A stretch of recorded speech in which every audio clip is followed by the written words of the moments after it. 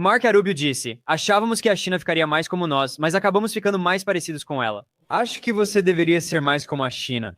Falando objetivamente, o padrão de vida na China é mais alto, especialmente em muitas das cidades de primeiro nível, das cidades de segundo nível. Analisando os dados, o índice de desenvolvimento humano melhora. A renda per capita cresce na China, mas não nos Estados Unidos. Todo o século XXI vai girar em torno da China, do papel da China e da economia global como a maior economia. Ajustando pelo poder de compra, a China supera a economia dos Estados Unidos da América há 10 anos e continua crescendo anualmente. Então, se você olhar para um gráfico da participação da China na economia global ao longo do tempo e a participação dos Estados Unidos, elas estão indo em direções opostas. A China está se tornando mais importante. A China já é 20% da economia mundial e cresce, enquanto os Estados Unidos da América têm menos de 15% e caem. Este é Ben Norton. Ele é um jornalista conhecido por suas percepções incríveis sobre o cenário geopolítico global e como isso se relaciona diretamente com a economia. Ben atualmente mora em Pequim. Com profundo conhecimento dos sistemas econômicos chinês e dos Estados Unidos da América, ele mostra como o modelo chinês atual traz melhores resultados para seus cidadãos. Se quer entender o declínio dos Estados Unidos da América, a bolha da inteligência artificial, o possível colapso do mercado e o futuro incerto do país, este vídeo é para você. Vamos lá. Bem, pessoal, mais uma vez. Novamente, estamos realmente honrados em receber de volta ao estúdio Ben Norton, jornalista fantástico, analista e especialista em geopolítica. Ben, obrigado por participar do programa novamente. Obrigado por me receberem. É um verdadeiro prazer. Com certeza. Ben, gostei muito da sua primeira entrevista porque falamos sobre a América Latina. Nós focamos bastante na Venezuela, nas tensões crescentes que vemos entre os Estados Unidos e, na verdade, no que os Estados Unidos querem fazer na América Latina a longo prazo. Parece que haverá mais conflitos e possivelmente um ponto de virada na região. Mas eu quero focar essa entrevista um pouco mais no panorama geral, questões dos Estados Unidos e, de certa forma, sua posição como hegemonia global. Nós sabemos, por exemplo, que o governo dos Estados Unidos não quer nada mais do que manter sua posição como hegemonia global. Acho que agora vemos o governo dos Estados Unidos bastante sobrecarregado globalmente, certo? Por exemplo, vemos o conflito entre Rússia e Ucrânia. Essa é uma situação em que o governo dos Estados Unidos, Donald Trump, disse especificamente: olha, precisamos realmente meio que sair disso. Europa, agora vocês precisam lidar com essa situação sozinhos. Vemos que os Estados Unidos certamente estão aumentando as tensões com a China. Vemos o conflito na Venezuela. Como você vê os Estados Unidos da América hoje quanto à hegemonia global e seus objetivos? Os Estados Unidos estão muito sobrecarregados com os conflitos mundiais? Sim, está claro que a hegemonia dos Estados Unidos da América está em declínio. Isso é inegável. Nos anos 1990, após a queda da União Soviética, em 1991, ocorreram várias revoluções coloridas. Quero dizer, os Estados Unidos da América eram a única superpotência na Terra e também eram, de longe, o país mais poderoso economicamente. E isso ficou conhecido como o momento unipolar. O Washington Post falou famosamente sobre o momento unipolar. Mas é claro que a situação hoje é muito diferente. Costumo dizer que alguns momentos decisivos nos trouxeram à era multipolar atual. Primeiro, o mais importante, algo que você, Cyrus Jansen, já detalhou bastante, a ascensão da China. Absolutamente monumental, absolutamente histórico. Todo o século XXI vai girar completamente em torno da China, o papel da China na economia global como a maior economia. Em 2016, a China superou os Estados Unidos da América como maior economia mundial ao medir o produto interno bruto por paridade de poder de compra. Muitas vezes, o produto interno bruto da China é medido pelas taxas de câmbio atuais do yuan em relação ao dólar. Em termos de dólar, o que faz a economia da China parecer muito menor porque o yuan é bastante desvalorizado. Se você já foi à China, sabe como tudo é barato e acessível, o que torna as exportações mais competitivas. Ajustando pelo poder de compra, a China já supera a economia dos Estados Unidos da América há 10 anos e continua crescendo. Então, se você olhar para um gráfico da participação da China na economia global ao longo do tempo e a participação dos Estados Unidos da América, elas estão indo em direções opostas. A China está se tornando mais importante. A China representa cerca de 20% da economia global atualmente e está crescendo. Os Estados Unidos da América agora representam menos de 15% e estão caindo. Então, isso foi uma grande mudança. E outra parte disso que está profundamente relacionada é a China se tornando a fábrica do mundo, a superpotência da manufatura.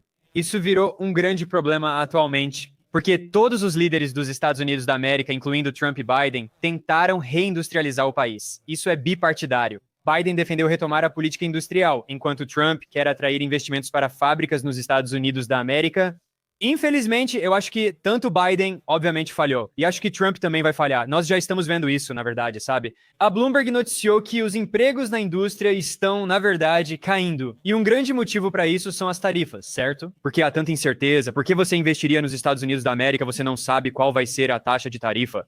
E muitos desses fabricantes precisam de produtos importados da China, eles precisam de peças, eles também precisam de bens intermediários. Então, mesmo que você vá fabricar algum tipo de produto nos Estados Unidos da América, você precisa de todas as outras peças montadas que estão nesse bem intermediário que é importado. E as tarifas, você não sabe qual será a taxa da tarifa, você não pode fazer nenhum plano. Então, claramente, os Estados Unidos da América precisam se reindustrializar. Todo mundo admite isso, todo mundo aceita isso, mas é muito difícil fazer isso.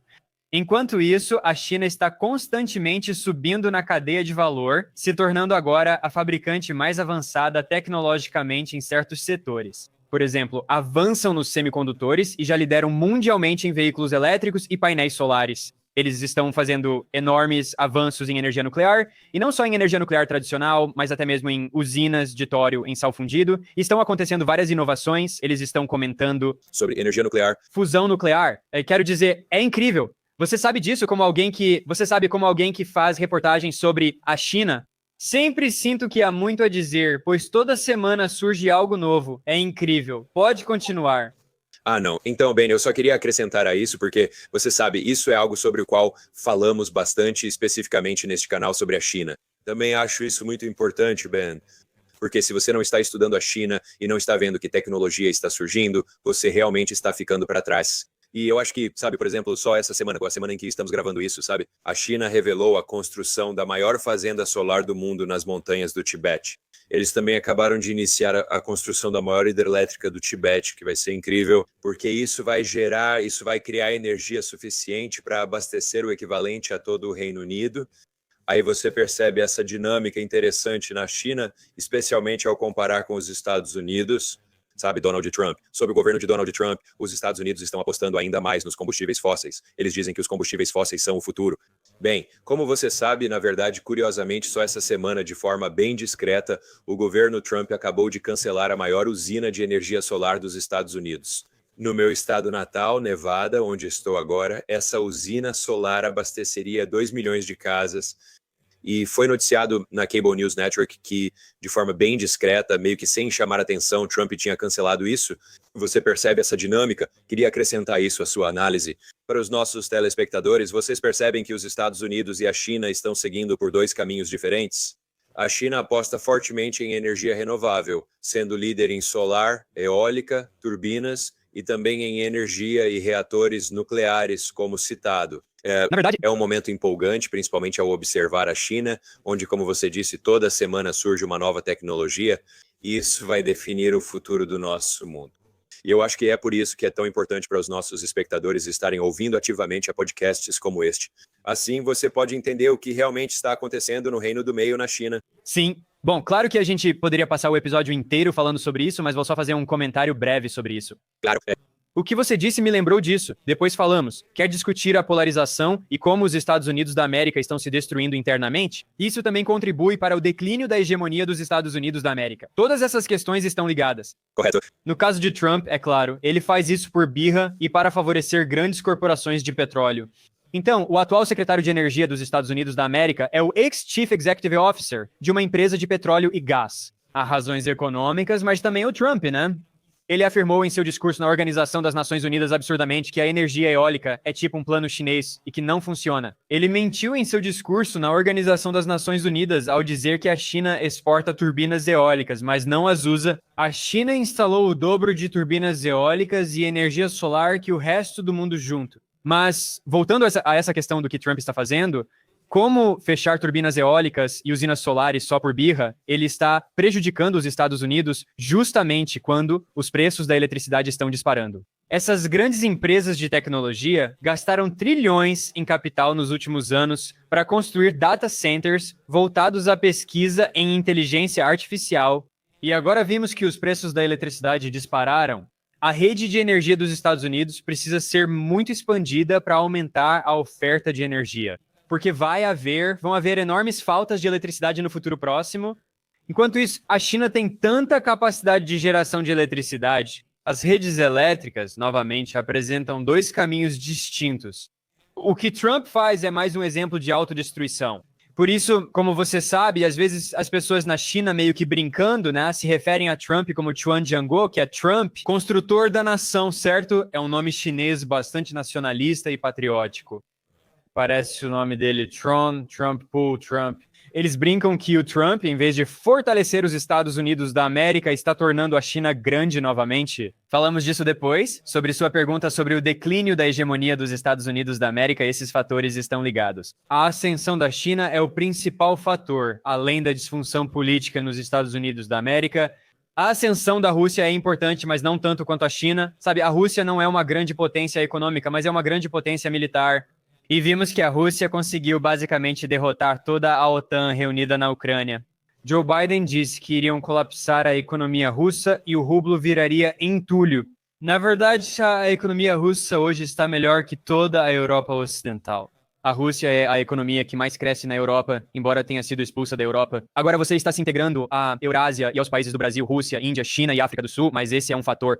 Outro fator importante no declínio da hegemonia dos Estados Unidos da América é: falamos da disfunção política, mas os problemas econômicos, especialmente as crises financeiras, são destaque nos Estados Unidos da América. Após a desindustrialização dos Estados Unidos da América, de onde veio a maior parte do chamado crescimento econômico, o setor de tecnologia cresceu de fato, mas virou uma grande bolha, sabe, Wes? O S&P 500 é impulsionado quase totalmente pelas magníficas do Sul. Essas grandes empresas de tecnologia, quando a bolha da inteligência artificial estourar, muitas, na verdade, não terão lucro. Vemos isso como um esquema de investimento circular, certo? Tipo, a NVIDIA está investindo na OpenAI, que está investindo, tipo, na Oracle. E eles estão investindo, tipo, comprando chips de inteligência artificial, adquirindo chips de inteligência artificial da NVIDIA. Inteligência artificial é um esquema circular. Mas, sabe, o Massachusetts Institute of Technology publicou um estudo que descobriu que 95% das empresas de inteligência artificial nos Estados Unidos da América não estão lucrando. Se essa bolha ela estourar, o setor de tecnologia enfrentará uma crise, provavelmente causando recessão nos Estados Unidos da América. Após a desindustrialização, os Estados Unidos da América viram crescimento nessa área e também no setor financeiro. A economia dos Estados Unidos da América se tornou extremamente financiarizada. Se você observar um gráfico da participação da manufatura no produto interno bruto dos Estados Unidos da América, verá uma queda contínua desde o fim dos anos 1960. O setor financeiro cresce e já é o maior em participação no produto interno bruto. Segundo o Bureau de Análise Econômica, é o maior setor dos Estados Unidos da América, respondendo por mais de 22% do produto interno bruto, e cresce todo ano. É o setor financeiro, chamado setor finanças, imóveis e seguros. Finanças, seguros e imóveis não incluem construção. Construção é erguer casas para moradia, diferente do setor imobiliário. Essas casas já existem e estão à venda como ativos financeiros, certo? Vimos essas grandes bolhas. Sei que você também morou no Canadá. O Canadá enfrenta uma crise habitacional ainda mais grave, com uma bolha imobiliária maior em relação ao produto interno bruto e à renda, do que até mesmo a bolha imobiliária dos Estados Unidos, que foi reinflada. Esse é o meu ponto. Após a bolha da imobiliária de 2007 e 2008 estourar, houve uma breve desalavancagem e logo reinflaram a bolha. E eles têm a bolha da inteligência artificial, eles têm a bolha de tudo. Então o problema nos Estados Unidos também está relacionado a isso.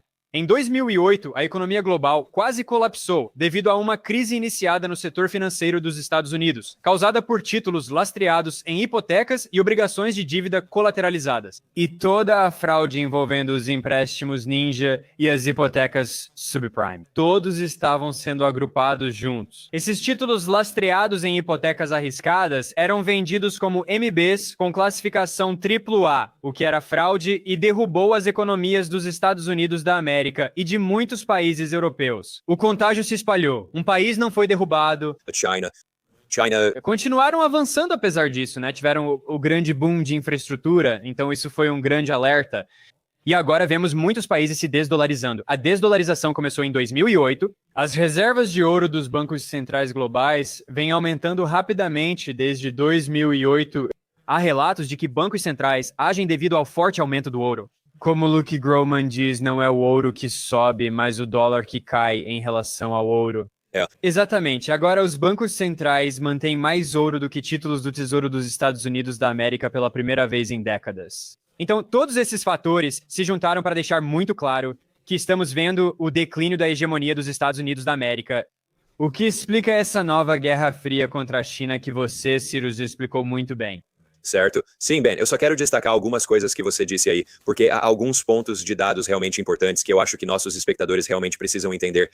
Acho que uma coisa que você mencionou foi a diferença na eletricidade. E eu vou mostrar um gráfico aqui, para realmente mostrar isso, porque eu acho que esse gráfico provavelmente é o mais importante para todo mundo entender para o futuro. A energia dos Estados Unidos ficou praticamente igual nos últimos 30 anos, sem grandes mudanças. A rede elétrica quase não mudou, então a produção de energia nos Estados Unidos permaneceu igual, assim como a demanda por eletricidade. Como você mencionou sobre esses data centers de inteligência artificial, quero dizer, esses data centers de inteligência artificial exigem uma quantidade enorme de energia para alimentar a revolução da inteligência artificial. Como você disse, tudo está conectado. Hoje, cerca de 35 a 40% do valor do mercado de ações está nessas 7 ações magníficas, certo? Obviamente, você sabe, né, o maior exemplo disso seria a Nvidia, que tem sido uma ação incrível. Mas você se pergunta para onde isso vai, já que, como disse, a maioria das empresas de inteligência artificial nos Estados Unidos da América não está lucrando. Existe essa economia circular muito grande, onde basicamente eu te pago $1.000, você me paga $1.000.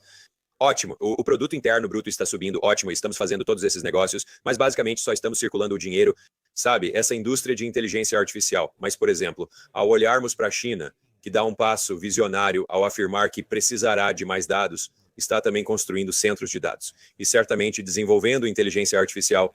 A diferença é que eles estão tornando a energia e a eletricidade mais acessíveis e recentemente houve um grande aumento na produção de eletricidade. E isso, novamente, é por causa da energia solar, do vento, da hidrelétrica e de todas essas fontes de energia renovável. Isso, novamente, você sabe, vai ser o futuro do nosso mundo. E se você não está fazendo esses investimentos e está apostando ainda mais nos combustíveis fósseis, sinceramente você está vivendo no passado. É sério, é isso. Me impressiona que políticos dos Estados Unidos da América não percebam isso. Donald Trump claramente só quer insistir mais ainda. Ele retirou o crédito fiscal para veículos elétricos, encarecendo-os. Sempre houve um incentivo nos Estados Unidos para comprar esses veículos. A partir de 30 de setembro, eles sabem que o crédito fiscal de $7.500 acabou. O governo dos Estados Unidos da América, sob esta administração, segue claramente o caminho oposto ao da China. É interessante ver como esses dois países seguem caminhos distintos. Isso está diretamente ligado ao tema principal de hoje, o declínio da hegemonia dos Estados Unidos da América. Sim, quero dizer, há tanta coisa que poderíamos acrescentar aqui.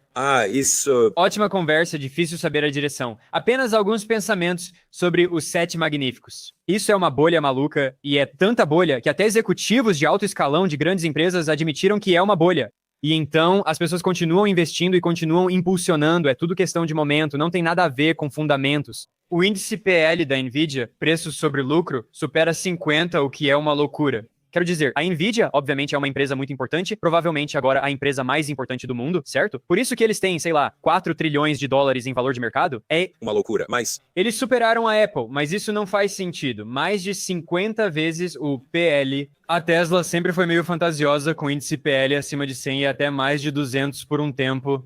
Isso é só por causa do Elon Musk mesmo, mas não é. Quero dizer, isso é uma bolha. Até o Sam Altman admitiu. O Chief Executive Officer da OpenAI, logo após a posse do Trump, estava lá. Horas depois, ele foi à Casa Branca, onde Trump anunciou o projeto Stargate e 500 bilhões de dólares em investimento. Ou seja, a Casa Branca também faz isso sob Biden, mas agora eles estão impulsionando essa bolha de formas perigosas que trarão consequências catastróficas. Enquanto isso, Sam Altman admitiu recentemente que é uma bolha. Mas ele falou, bolhas às vezes são boas, como a das .com, que trouxe a internet. Mas, ao mesmo tempo, quero dizer, você ainda poderia ter tido a internet, poderia ter tido a tecnologia de fibra óptica, sem a mania especulativa insana e a bolha. Na verdade, a tecnologia poderia ter sido adotada de forma mais segura e mais eficaz, sem a bolha. Quero dizer que sei da importância da inteligência artificial. Não nego isso, pois sei que ela será fundamental. Vai ser revolucionário, mas essas pessoas estão iludidas com o produto e acham que terão uma inteligência artificial geral em um ano e que todos nós vamos nos fundir com o computador em 5. Seja como for, é isso. É uma bolha maluca.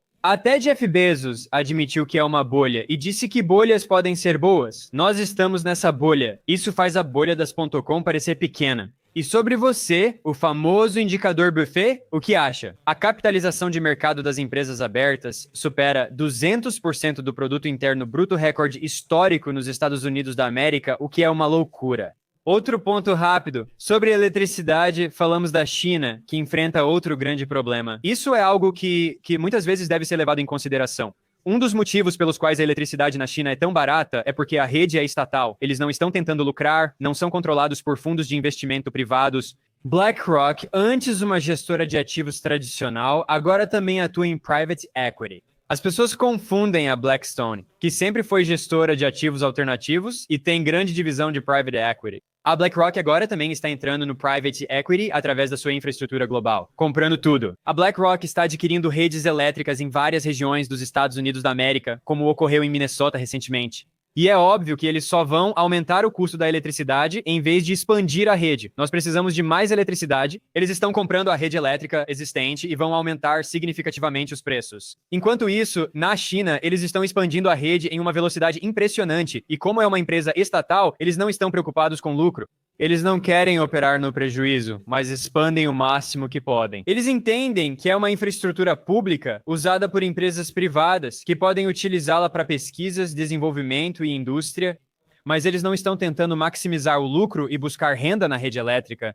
E além disso, em termos de... Nós falamos sobre energias renováveis, que obviamente eu acho que são muito importantes, elas são o futuro, sabe? A eletrificação é muito importante.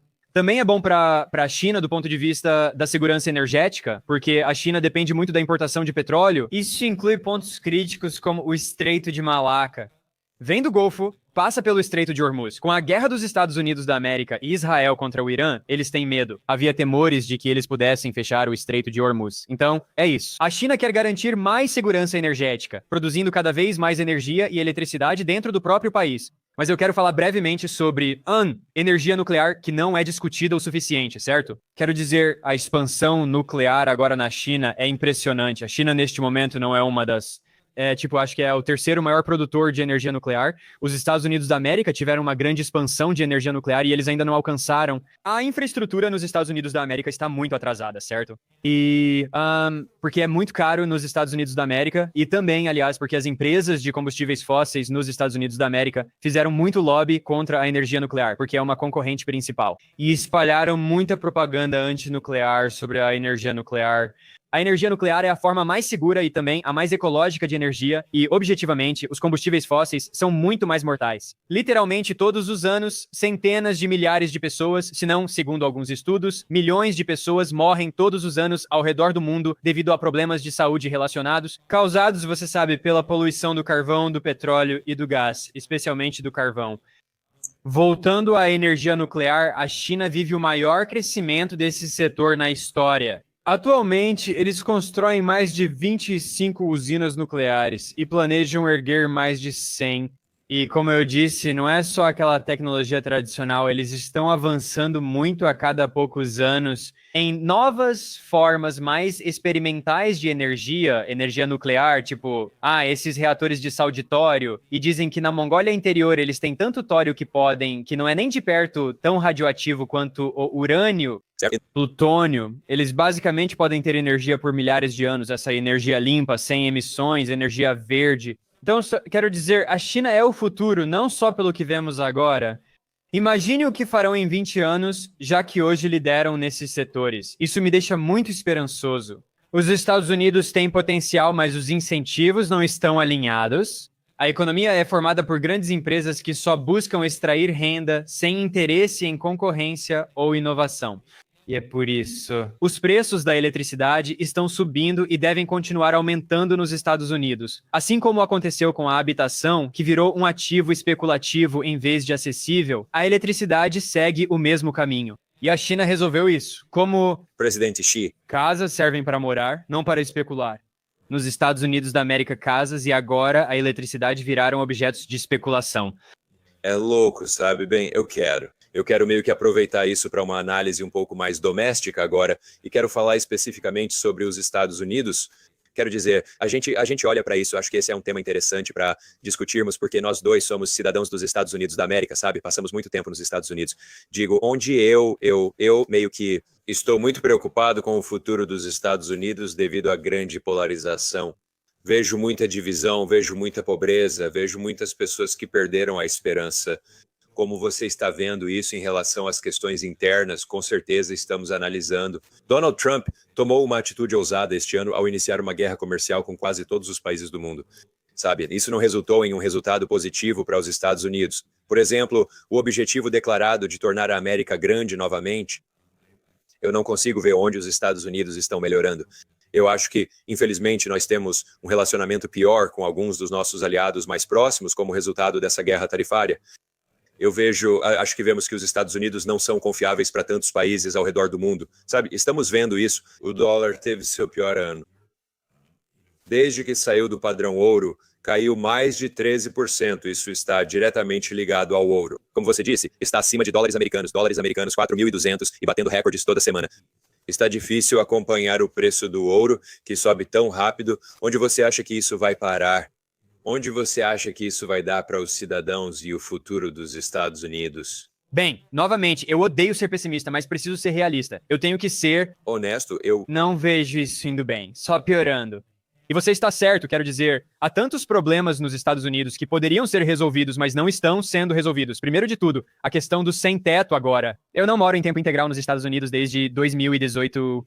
Desde então, só voltei 2 vezes, mas toda vez que voltei, foi chocante. O nível de pessoas em situação de rua, e especialmente quando você está na China, mas não só na China, aliás, quero dizer, a China basicamente não tem pessoas em situação de rua. Estou aqui há mais de 2 anos e nunca vi alguém em situação de rua, mesmo viajando. Por aí, mas não é só a China, muitos agem como se fosse exclusivo de lá. Mesmo em várias regiões da Ásia e partes da Europa, não há pessoas em situação de rua. É um grande problema nos Estados Unidos. E piora toda vez que eu volto e a cada ano... E, objetivamente falando, os dados, que sempre são uma estimativa conservadora para menos, pioram a cada ano. Então, a pobreza, nós falamos sobre como a moradia é completamente inacessível, e é por isso que há tanta gente em situação de rua. Agora, a eletricidade também está ficando mais cara. Saúde, educação, e simplesmente é muito caro viver nos Estados Unidos. E os salários têm sido bastante estagnados, na verdade. Desde os anos 1970, quero dizer, houve alguma flutuação, mas os salários reais têm sido bem estagnados. E certamente eles não acompanharam os ganhos de produtividade. E até mesmo os ganhos de produtividade recentemente também desaceleraram bastante. As pessoas dizem, bem, você sabe, com a inteligência artificial haverá mais ganhos de produtividade. Isso provavelmente é verdade, mas também haverá mais desemprego e subemprego. Isso realmente me preocupa. Por isso, há muito debate sobre as baixas taxas de fertilidade. E muitos problemas econômicos surgem disso. Especialmente para, você sabe, financiar programas sociais quando há cada vez mais idosos no Medicare com taxas verticais menores. Isso é um problema. Mas eu acho que na verdade um problema maior é o subemprego e o desemprego. Já estamos vendo muitas pessoas saindo da faculdade, elas não conseguem encontrar empregos. O desemprego entre os jovens é um grande problema. Também é um problema na China. Eles estão tentando resolver isso, certo? E especialmente com todos esses empregos de colarinho branco que estão sendo automatizados e eles não estão sendo completamente eliminados. Mas em vez de contratar 10 engenheiros de software, uma empresa pode contratar só 2, certo?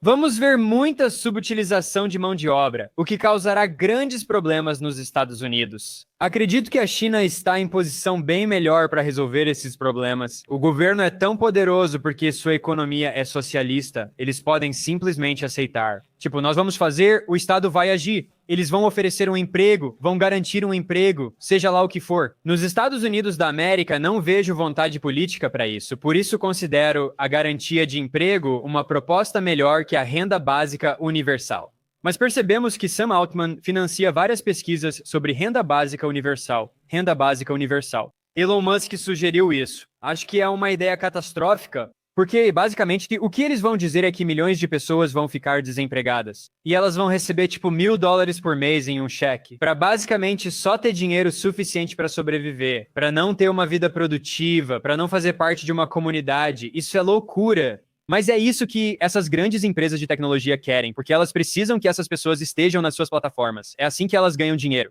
Mas... as pessoas não ficam nas plataformas se não conseguirem sobreviver. Isso nem trata de polarização política. Economicamente, tipo, qual é a visão para o futuro da economia dos Estados Unidos? Tipo, quero dizer, infelizmente, existem todas essas teorias da conspiração idiotas sobre o Fórum Econômico Mundial. É verdade que o Fórum Econômico Mundial é controlado por grandes monopólios corporativos, esses novos oligarcas, e tem essa fama, Mas é verdade que o Fórum Econômico Mundial tinha esse slogan famoso de que você não vai possuir nada e será feliz. E algumas pessoas dizem que isso é socialismo. Não, é o contrário. É como um feudalismo corporativo. Grandes empresas de tecnologia possuem tudo. Elon Musk se torna um trilionário. Ninguém tem emprego. E todos eles pagam aluguel para te usar, pagam aluguel para usar a Netflix, você paga aluguel para usar a sua escova de dentes, você paga aluguel para usar seu carro. Tipo, e agora eles estão fazendo essas coisas? Tipo, eu vi uma reportagem maluca recentemente sobre como todas essas montadoras dos Estados Unidos da América agora, para conseguir um conserto, para consertar seu carro e conseguir uma peça, não dá para ir a uma oficina de bairro. Porque todo o software é projetado de um jeito que só uma. Só o próprio fabricante, tipo, só a Ford ou a General Motors, só as oficinas autorizadas deles vão permitir que você conserte seu carro. A John Deere faz isso com tratores, é loucura, puro monopólio e busca por lucro fácil. Acredito que esse seja o motivo da forte polarização política. Se você realmente tivesse um governo que se importasse com a classe trabalhadora, que proporcionasse um padrão de vida realmente alto, onde as pessoas pudessem pagar, não só por moradia, mas também por ter filhos. A gente pergunta, por que as taxas de natalidade são tão baixas? Elas são tão baixas porque ninguém consegue pagar para viver nos lugares onde estão todos os empregos. Se você quer um bom emprego, tem que morar em uma cidade grande. Se você quer morar em uma cidade grande, tem que encontrar moradia. Moradia é absurdamente cara. Como criar filhos em um apartamento pequeno? Essas questões estão ligadas. O que percebemos é que ambos os partidos formam uma oligarquia. Quero dizer, tipo, obviamente com o Trump, ele só está tirando a máscara.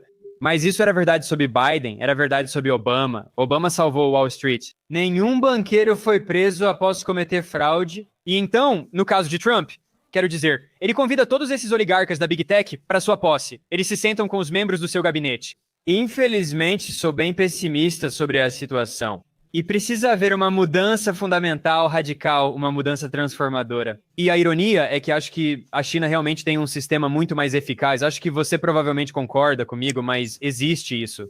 Por fim, quero comentar um argumento muito cínico e condescendente que ouvimos repetidamente. Dizem isso, Marco Rubio, também. Achávamos que a China se pareceria conosco, mas acabamos nos parecendo mais com ela. Acho que vocês deveriam ser mais parecidos com a China. Tipo, em muitos aspectos, porque, objetivamente falando, o padrão de vida na China é mais alto, especialmente em muitas das cidades de primeiro nível, das cidades de segundo nível. Analisando os dados, o índice de desenvolvimento humano melhora. A renda per capita está melhorando na China, enquanto nos Estados Unidos não está. Sim, vou acrescentar algo. O primeiro ponto de dados que queremos discutir é a diferença que você mencionou nos sistemas políticos. Na China, é comum a ideia de que uma maré crescente levanta todos os barcos, e acho que isso realmente é um fundamento do governo socialista que a China tem. Quero ser honesto, é um socialismo com capitalismo, certo? A China certamente tem. Bem, com uma economia de mercado forte... Muito vibrante. Mercado. Desculpe interromper, mas só vou acrescentar uma observação rápida sobre isso. Claro, eu meio que já mencionei isso. Tipo, isso está relacionado aos monopólios no... Estados Unidos da América, monopólios. Não querem concorrência, porque isso reduz as margens de lucro. Para ter o maior lucro, os maiores lucros possíveis, você quer um monopólio, que é o que eu estava falando. Monopólios corporativos são literalmente o modelo de negócios do Vale do Silício. Isso é o que Peter Thiel, um dos aliados próximos de Trump, admitiu em um artigo que publicou no Wall Street Journal. O título era Competição é para perdedores, defendendo monopólios. Já na China, ocorre o oposto. Por isso, as margens de lucro são muito pequenas. Muitas empresas não estão ganhando dinheiro porque há muita concorrência, porque o governo chinês garante que não existam monopólios. Se há monopólio, ele é estatal. Monopólios naturais como telecomunicações, infraestrutura, energia e finanças são estatais. Mas nas áreas onde eles querem inovação e desenvolvimento tecnológico de verdade, como veículos elétricos, é uma verdadeira guerra de concorrência. Sim, acho que essa é a diferença. Por exemplo, quando falamos da rede elétrica, ela tem sido um grande centro de lucros. Quero dizer, vemos que os custos de eletricidade estão disparando, assim como todos os outros custos nos Estados Unidos, aliás. De novo, é a mesma coisa. A China segue o princípio de cuidar da sociedade. Acho que ao analisar seus custos básicos, como eletricidade, saúde ou até internet, agora, certo? O governo chinês afirma que é preciso garantir internet acessível, barata e disponível para todos. Porque agora, em 2025, ter acesso à internet barata e confiável é meio que um direito humano básico. Para viver nessa sociedade avançada, é preciso acesso à internet. Eles garantem que toda a nação tenha novamente rede 5G, agora extremamente rápida. A China já está trabalhando na tecnologia 6G, mas basicamente você pode conseguir um smartphone por um preço muito acessível na China. Você pode ter internet super rápida o tempo todo, por um preço muito acessível, muito mais barato do que nos Estados Unidos, e funciona muito mais rápido e melhor do que nos Estados Unidos, pois é prioridade do governo. Vemos isso com frequência, Ben. É interessante como a mídia ocidental retrata a China de forma diferente. Sei que a mídia ocidental criticou por anos a China pela construção dos trens de alta velocidade. E eu me lembro de ter lido um artigo em que diziam: não acredito que a China investiu bilhões de dólares nesses trens de alta velocidade. Eles nunca terão chance de empatar ou lucrar com isso. Foi um grande prejuízo. Aí você observa e lembra dos Estados Unidos quando conhece nossos presidentes. Acho que foi Eisenhower que disse: precisamos fazer o sistema de rodovias interestaduais corretamente, construir estradas nos Estados Unidos da América. Agora, obviamente, para construir todas essas grandes rodovias interestaduais que temos na América, houve um custo para isso, certo? Você sabe, as rodovias interestaduais são gratuitas, aliás. Na verdade, não é uma estrada com pedágio. Todas as rodovias interestaduais na América são gratuitas, um custo assumido pelo governo dos Estados Unidos da América. Isso é benéfico para a sociedade, e o sistema de rodovias interestaduais beneficiou os americanos por muito tempo. Curiosamente, no ano passado, saiu um artigo do South China Morning Post dizendo que, na verdade, o sistema ferroviário da China começou a dar lucro em muitas de suas linhas. E, na verdade, de novo, ele é tão utilizado na China porque isso revolucionou o comércio, revolucionou a qualidade de vida. Mesmo saindo de grandes cidades como Xangai ou Pequim, sabemos que muitos trabalhadores migrantes vivem em vilas rurais. Bem, estive na China em 2007 e lembro que meus colegas diziam isso. Sabe, vou levar 45 horas para chegar à minha cidade natal porque preciso pegar 5 trens e 3 ônibus diferentes para voltar. Esse colega agora diz: posso ir para casa em 5 horas. Você já viu essa transformação? Porque agora é um trem de alta velocidade e depois um ônibus local até a minha vila. E, aliás, essa vila foi modernizada. E sabe, temos estradas asfaltadas, temos toda essa infraestrutura, e acho que é isso que você realmente precisa observar na sociedade. E acho que é isso que estamos vendo muito entre os jovens nos Estados Unidos, sabe, que estão ficando cada vez mais frustrados com o que está acontecendo. Veja o que está acontecendo na China. Há poucas semanas, inauguraram a maior ponte do mundo lá. Teve grande repercussão nas redes sociais, inclusive nos Estados Unidos da América. Muitos comentam: uau, a China construiu a maior ponte do mundo nessa região remota. Eles concluíram em 48 meses com um orçamento de 300 milhões de dólares. E como todos sabem, a famosa ponte de Baltimore que desabou. 18 meses depois, só agora fincaram o primeiro pilar para iniciar a reconstrução do projeto. Só Deus sabe quanto tempo os Estados Unidos vão levar para terminar essa ponte. Boa sorte. Quero dizer, isso vai levar, sabe, vários anos até que esse projeto esteja concluído. Onde mesmo? Vemos a China dizendo: o povo precisa disso, certo? Precisamos dessa ponte, ela será feita. E vamos priorizar isso, vamos fazer isso acontecer. Então, acho que você vê uma mudança muito interessante que, pessoalmente, percebo que está acontecendo e certamente está acontecendo online. Cada vez mais pessoas estão descobrindo a China, mais pessoas estão descobrindo o que realmente está acontecendo no país. E eu acho que, especialmente entre os jovens dos Estados Unidos, as pessoas estão olhando para a China de uma forma muito mais positiva, com certeza, do que a geração mais velha. Acho que algo precisará mudar aqui para os Estados Unidos. Não sei como ou quando, talvez precise causar, talvez seja necessário, quando essa bolha estourar e outra recessão atingir os Estados Unidos. É um momento interessante para observar o papel dos Estados Unidos e o declínio da hegemonia americana. Sim, há muito para conversarmos. Tenho algumas ideias baseadas no que você falou. Aí você Disse que os Estados Unidos da América têm muito a aprender com a China. Bem, isso me lembrou, uma vez eu li um artigo de um economista da Universidade Renmin, que é, para quem não sabe, uma das principais universidades chinesas. E ele traçou um paralelo histórico muito interessante entre a China pré-dinastia Qing, a China pré-revolucionária e a dinastia Tang. Para quem não conhece, a dinastia Tang é vista na China como uma das mais prósperas.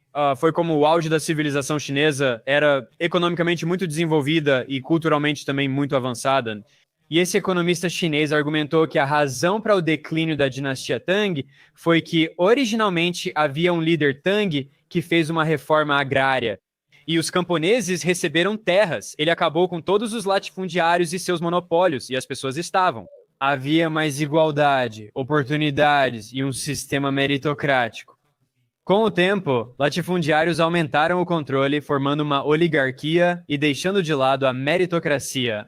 Esse economista argumentou que, na história chinesa, há esse vai e vem. Quando surge um líder esclarecido no poder, como na dinastia Tang, ele promove reformas progressistas. Reforma agrária, eles acabam com os monopólios e com a terra, eles acabam com os latifundiários, e basicamente, sabe, ele argumentou que foi isso que aconteceu na China. Você teve os excessos da era Mao, mas também teve reforma agrária e investimento em educação, saúde, e depois veio a reforma e abertura. Então ele meio que traça paralelos ao longo da história chinesa até os dias de hoje. Quero dizer, é muito parecido com os Estados Unidos.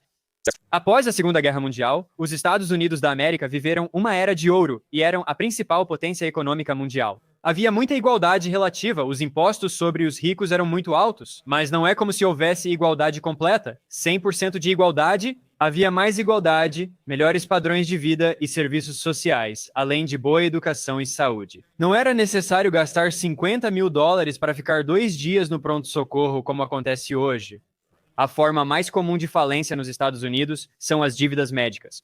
E então, nos Estados Unidos, você teve essa era. E então, o que aconteceu foi que a oligarquia simplesmente houve uma desregulamentação completa.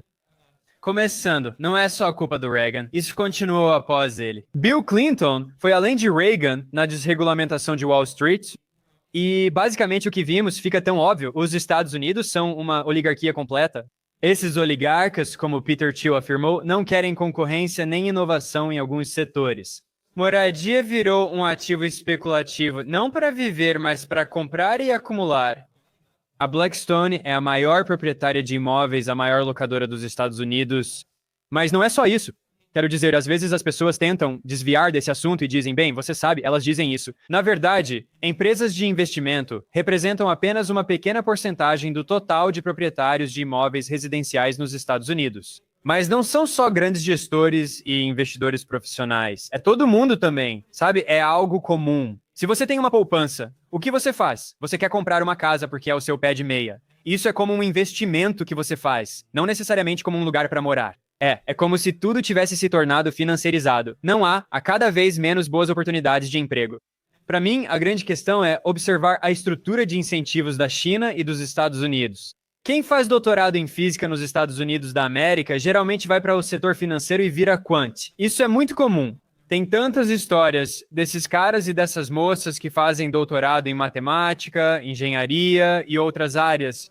E eles vão para a ciência da computação e vão trabalhar em um fundo de hedge. Enquanto na China, eles estão reprimindo isso e estão dizendo, não, vá criar algum tipo de nova tecnologia, vá fundar uma startup e faça qualquer coisa assim.